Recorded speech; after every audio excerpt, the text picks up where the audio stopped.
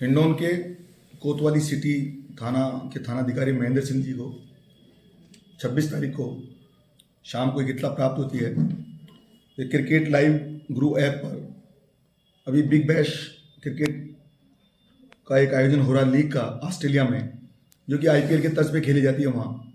उसका 12वें मैच में सट्टे की खबरें चल रही ऑनलाइन।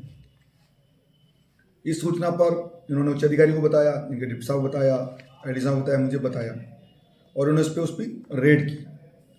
दबिश देने के बाद 3 लोग मौके पे प्राप्त हुए, 3 लोग मिले, उनसे पूछताछ की मौके पे 6 मोबाइल उन्होंने जब्त किए। पूछताछ में उन्होंने बताया सारी चीज़ों का खुलासा हुआ कि ऑस्ट्रेलिया में बिग बैश का लीग चल रही क्रिकेट की और अभी 12वां मैच चल रहा है और ये PRH वर्सेज HBH 2 टीमों के मध्य खेला जा रहा है और उसकी हम ऑनलाइन खाईवाली कर रहे हैं। तो उनसे पूछा तसल्ली दे कि भाई ये इसका आगे की प्रक्रिया क्या है। तो उन्होंने प्रकट किया एक शोएब नाम के व्यक्ति ने कि मेरे मोबाइल नंबर से मैं करौली में अमीनुद्दीन है जो कि सट्टे का कारोबार 5-6 वर्षों से कर रहा है, उसको मैं उतरा देता हूँ। और उसके पश्चात वो कहीं आगे भुसावर के अंदर उतराते हैं, इस प्रकार आगे भुसावर से कहीं और जाता है जिसकी आगे हम तहकीकात करेंगे।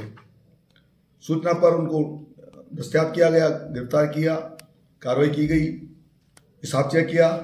18 लाख रुपए का ऑनलाइन सट्टे का कारोबार पाया गया। सारा ट्रांजैक्शन फोन पे से हो रहा है, ऑनलाइन पेमेंट है। तो उसका रिकॉर्ड प्राप्त किया।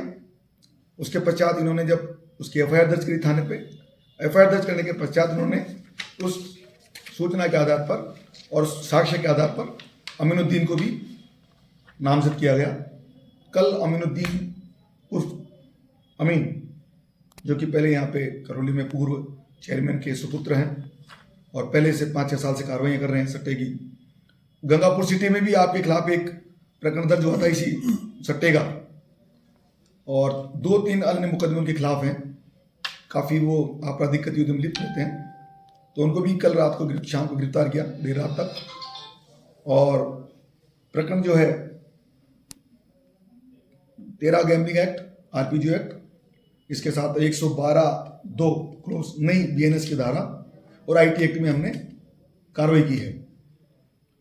अभी हमारे पास रिमांड पे 3 आरोपी, 1 आरोपी का रिमांड लेके आएंगे। इनसे पूछताछ की जा रही है कि इसका मॉडल कौन है, कौन कौन शामिल है, आगे की कड़ी क्या है और पैसों का ट्रांजैक्शन का आप कैसे करते हैं और का उपयोग कहाँ करते हैं। मौके से कुछ राशि मिली है क्या? मौके से नहीं, भी रिमांड के अंदर अभी जब प्राप्त हुआ तो उनसे इतला पर 98,000 रुपये अभी बरामद किए हैं। 18 लोगों का हिसाब जो कि बैंकों में आगे कार्रवाई में इसके साथ हम FIR के साथ आगे जोड़ेंगे, उनके कैसे वसूली करते हैं, एक प्रक्रिया का विषय है। और अभी हम इसको वापस रिमांड लाएंगे और आगे की कार्रवाई करेंगे। सर, जैसे फोन पे का रिकॉर्ड है, किन किन लोगों के पैसा दिया है, किस किन से लिया है, तो उनका क्या? वो अभी रिमांड लाके तफ्तीश का सबूत होगा। कल बैंक खुलेंगे, 2 दिन की छुट्टियां थी शनिवार रविवार की, कल बैंक खुलेंगे, बैंक से हिसाब लेंगे, उनके फोन पे से हिसाब करेंगे, तो तफ्तीश का सारा विषय है। यानी सर जो लेन देन में शामिल है वो भी आपकी कार्रवाई के निशाने पर हैं? जी, एक बार हम आ जाए किस प्रकार का लेन देन में कितने लोग लेन देन कर रहे हैं। हालांकि अमीनुद्दीन ने अपनी पूछताछ से बताया है, अमीनुद्दीन ने जब उससे पूछताछ की, उन्होंने बताया कि मैंने रशीद नाम के व्यक्ति को और शोएब से मेरा डायरेक्ट संपर्क है। जो शोएब इसके अंदर तीसरा व्यक्ति है, एक नाम राजेश कल्ला है, एक प्रशांत है, फिर एक शोएब, जो 3 को पकड़ा। शोएब से मेरे लगातार टेलीफोन पे वार्ता होती रहती है और रशीद को उसने मुकर्रर कर रखा है ताकि आपस में लेन देन का कारोबार करे। अब रशीद, शोएब और अमीनुद्दीन तीनों के बीच की कड़ी में उन्होंने बताया कि हमारे 2,000, 4,000, 5,000 का सट्टा लगता है और फिर उस प्रकार उनका आपस में हम जो मेहनताना होता है, किस किस को मेहनताना देना होता है, किसका हिस्सा क्या होता है, वो कैसे बंटवारा करते हैं, वो सब हम उस तफ्तीश का हिस्सा है, इसका हम खुलासा शीघ्र करेंगे। जी सर, ऐसा कहा जाता है कि राजनीतिक वर्चस्व के कारण इस व्यक्ति पर पूर्व में कोई प्रभावी कार्रवाई नहीं हो पाई थी, तो अब क्या कोई ऐसी प्रभावी कार्रवाई हो पाएगी इस पर? देखिए, पहले की तो मैं नहीं कह सकता, लेकिन जब हमारे जैसे संज्ञान में आया, हमारे महेंद्र जी कोतवाल जी ने इसको मुकदमे को खोला, उस प्रकार की आपराधिक गतिविधि को उजागर किया, तो हम इस पर निश्चित हमने अच्छी कार्रवाई की है। हमने IT एक्ट भी लगाया है, हमने 112(2) का भी प्रावधान अड़ किया है, कठोर कार्रवाई हमने करी है और आप देखिएगा निश्चित में अच्छी कार्रवाई करेंगे। अच्छी कार्रवाई में यह भी आया है कि अमुक व्यक्ति किसी राजनीतिक अमुक पार्टी को विशेष फंडिंग भी करता था, तो इस ओर भी क्या मामले को संज्ञान में लिया जा रहा है? देखिए, ये सब इन्वेस्टिगेशन का भाग है। तो इसको पैसा कहाँ देता है, ये बता नहीं। जैसे अभी जो हमारे भारत सरकार के द्वारा 3 नए कानून लागू किए गए और न्याय की संकल्पना को साकार किया गया, न्याय की संकल्पना को प्रथम स्थान पर रखा गया।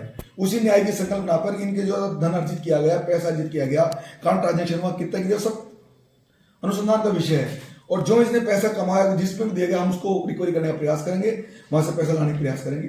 क्या सर इस पर जो अभी तक बताया जा रहा है कि इस पर राजनीतिक बहुत छत्र छाया? देखिए, अभी तक तो कोई राजनीतिक हमारे को कोई दबाव कहीं से पैसे प्राप्त नहीं हुआ, न किसी ने कहा कि इस प्रकार का कोई इसका कोई फेवर किसी ने किया। अब तो हमारे पास कोई किसी प्रकार का कोई फेवर वाली बात सामने नहीं आई। अभी तो हमारे सामने अपराधी के रूप में डील कर रहे हैं। ठीक है, थैंक यू सर।